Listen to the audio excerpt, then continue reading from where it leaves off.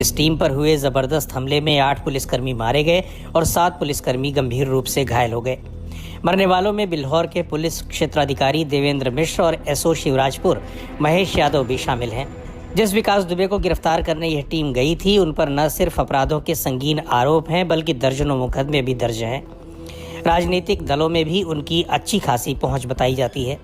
कानपुर के चौबेपुर थाने में विकास दुबे के खिलाफ कुल 60 मुकदमे दर्ज हैं। इनमें हत्या और हत्या के प्रयास जैसे कई गंभीर मुकदमे भी शामिल हैं। जिस मामले में पुलिस विकास दुबे के यहाँ दबिश डालने गई थी, वह भी हत्या से जुड़ा मामला था और विकास दुबे उसमें नामजद हैं। चौबेपुर थाने में दर्ज मुकदमों के आधार पर कहा जा सकता है कि पिछले करीब 3 दशक से अपराध की दुनिया से विकास दुबे का नाम जुड़ा हुआ है। कई बार उनकी गिरफ्तारी भी हुई, लेकिन अब तक किसी मामले में सजा नहीं मिल सकी है। थाने के अंदर घुसकर बीजेपी के दर्जा प्राप्त राज्य मंत्री संतोष शुक्ला की हत्या करने का आरोप लगा। संतोष शुक्ला की हत्या एक हाई प्रोफाइल हत्या थी। इतनी बड़ी वारदात होने के बाद भी किसी पुलिस वाले ने विकास के खिलाफ गवाही नहीं दी।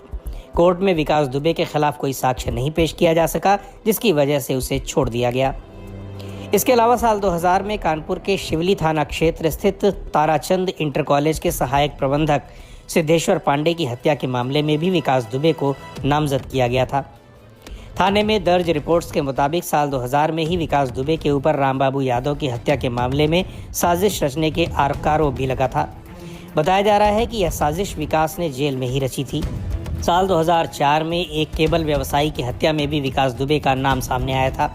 पुलिस के मुताबिक इनमें से कई मामलों में विकास दुबे जेल जा चुके हैं, लेकिन जमानत पर लगातार छूटते रहे।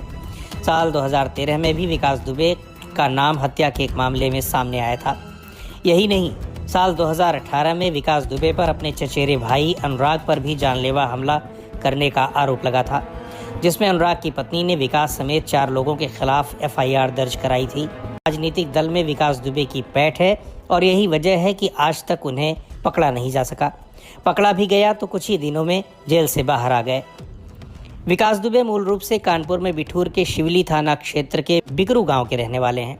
गांव में उन्होंने अपना घर किले जैसा बना रखा है। स्थानीय लोगों के मुताबिक बिना उनकी मर्जी के घर के भीतर कोई जा नहीं सकता है। स्थानीय लोगों का कहना है कि साल 2002 में जब राज्य में बहुजन समाज पार्टी की सरकार थी, उस वक्त विकास दुबे की तूती बोलती थी। चौबेपुर थाने में दर्ज तमाम मामले अवैध तरीके से ज़मीन की खरीद फरोख्त से भी जुड़े हैं। इन्हीं की बदौलत विकास दुबे ने कथित तौर पर गैर कानूनी तरीके से करोड़ों रुपए की संपत्ति बनाई है।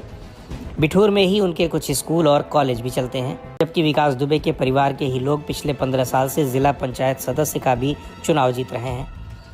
गाँव वालों के मुताबिक विकास दुबे के पिता किसान हैं और ये कुल 3 भाई हैं, जिनमें एक भाई की करीब 8 साल पहले हत्या कर दी गई थी। भाइयों में विकास दुबे सबसे बड़े हैं। विकास की पत्नी ऋचा दुबे फिलहाल जिला पंचायत सदस्य हैं। बताते हैं कि विकास दुबे के खिलाफ थाने में चाहे जितने मुकदमे दर्ज हों, लेकिन गांव में उनकी बुराई करने वाला कोई नहीं मिलेगा और न ही उनके खिलाफ कोई गवाही देता है। उनके मुताबिक साल 2000 के आसपास शिवली के तत्कालीन नगर पंचायत के चेयरमैन लल्लन वाजपेयी से विवाद के बाद विकास दुबे ने अपराध की दुनिया में कदम रखा।